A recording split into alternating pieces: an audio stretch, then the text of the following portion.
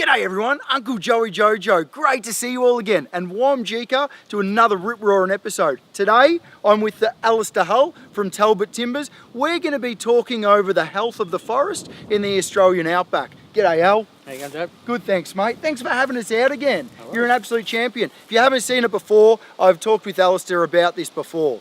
So, Al, let's talk about the health of the forest. You take care of the forest by doing maintenance on it, and you also sustainably log the forest. So what you do is you take the trees, you lop them down, we mill them up and we get good timber out of it, but you also leave timber in certain areas for habitat, for longevity of the bush. Anything else?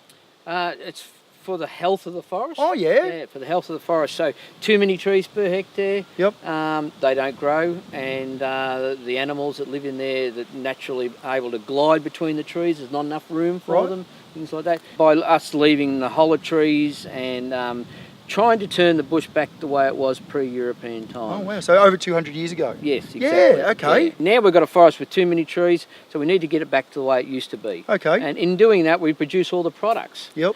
And for the products for the, not only sawing, but there's domestic firewood. Yep. And it's also, we talk about mental health. If people go out to get the firewood, it's a chance to get out in the open and relax where it's quiet and all that.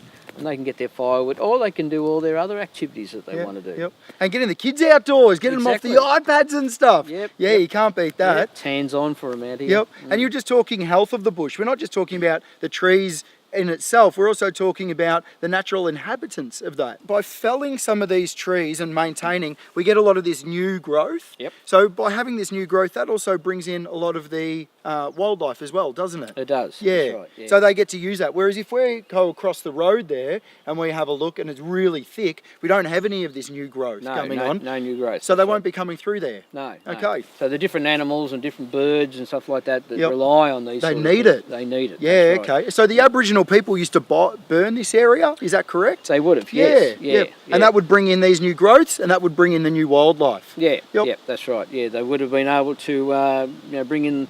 Kangaroos would have been grazing underneath in the open areas, and and all the other animals that live in the hollers and all that was their food. Yeah. Right. Yep. Let's just talk about some timber for a second. My favourite subject. So by leaving these trees to do their thing. Like these are probably 25 years old at the moment. Then that's an ironbark tree. So we'd leave that till it's about 60 years old, maybe 80. But you're not going to see the life of that, but you're going to maintain this whole area. That's right. Yeah. That's amazing. Yeah. That's we're not going to get a benefit, but the generations ahead will. Yeah, that's really good forward thinking. That's really impressive. Yeah, and that's the way it should be. I agree. So it really helps the community grow strong. Yeah. Yeah. Now, talking about community, I believe that you're an active member of a group of people called the Bush Users Group United. Is that correct? Yep. Now, from my understanding, they are active members of not only the community, but of using the bush. And we're talking about mental health, helping people, encouraging people to get outdoors and amongst all of this beautiful nature and settling the minds, getting away from the hustle and bustle. How important is that? Oh, extremely important. And with proposed national parks, that means that those activities can't continue. The state forest is the place that we need to go for these things. So if we want to do our hunting, our prospecting, and fishing, horse riding, four-wheel driving, bushwalking, it's all restricted. So that's going to hurt the mental health of Victorians. And camping, I believe they're cutting out certain areas to camping even. Yeah, it'll be everybody concentrated in one little area, so you might as well be in the city, I suppose. But we want to spread out. We want to go and be by ourselves and things like that. That's the point of going to the bush sometimes, isn't it? Exactly, that's the whole point. That moment of quiet, no phone, nothing. But those bush users bring money into the communities. And you just have to look in the local caravan parks in Talbot, Maryborough, Denali, full of prospectors. Full of prospectors, and they have big weekends when they come up and they prospect. They bring a lot of money into the community. You've got a business in Maryborough that sells detectors, metal detectors, and all the stuff that go with it. The big camping store next door.